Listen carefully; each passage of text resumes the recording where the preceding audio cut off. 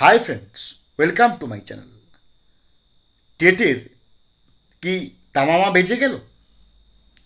আমরা আমরা সবাই জানি আঞ্জুমান যে ইসাত ই তালিম ট্রাস্ট এদের মামলাতে 1 সেপ্টেম্বর 2025 যে নির্দেশিকা জারি করেছিল সুপ্রিম কোর্টের তরফ থেকে, সেটা কিন্তু অনেক রাজ্য তার স্বতঃপ্রণোদিতভাবে রিভিউ পিটিশন দাখিল করলেও আমাদের পশ্চিমবঙ্গ সরকার কিন্তু এই নির্দেশিকাকে একেবারে পুরোপুরি ইমপ্লিমেন্ট করার জন্য একেবারে সচেষ্ট হয়েছে।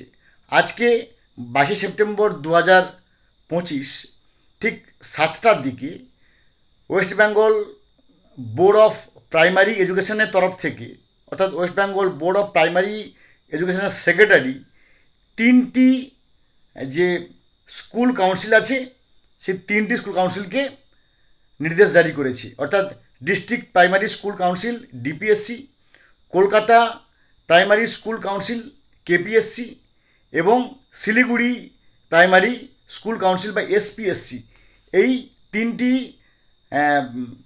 সংস্থাকে নির্দেশ জারি করেছে West Bengal board of primary education secretary.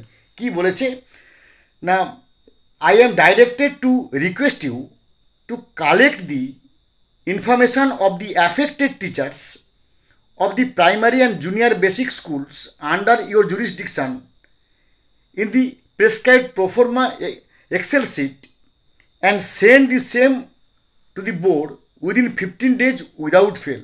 অর্থাৎ নির্দিষ্ট প্রোফর্মা এক্সেল শিটের মধ্যে যে সমস্ত শিক্ষক অ্যাফেক্টেড টিচার্স, এ কথা মানে ক্ষতিগ্রস্ত শিক্ষক, এই কথাটার মানে কেন তারা ক্ষতিগ্রস্ত, তারা কি তাহলে ওই টেট করেনি বলে ক্ষতিগ্রস্ত?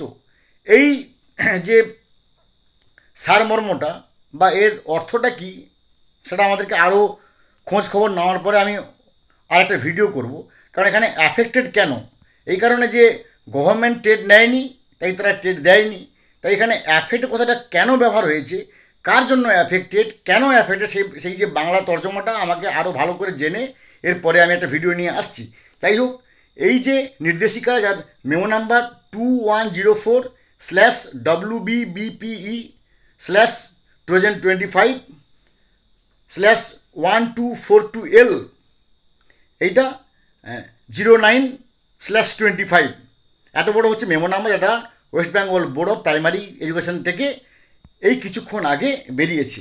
তো মনে করা হচ্ছে তাহলে প্রাইমারি স্কুল এবং জুনিয়র বেসিক স্কুলের উপর সমস্ত যারা অ্যাফেক্টেড টিচার্স তাদের লিস্ট চেয়ে পাঠানো হয়েছে, মানে তাদের ওই টেটের ব্যাপারেই সব কিছু খোঁজখবর নেওয়া হবে এবং তাদেরকে টেট মাস্ট করতে হবে।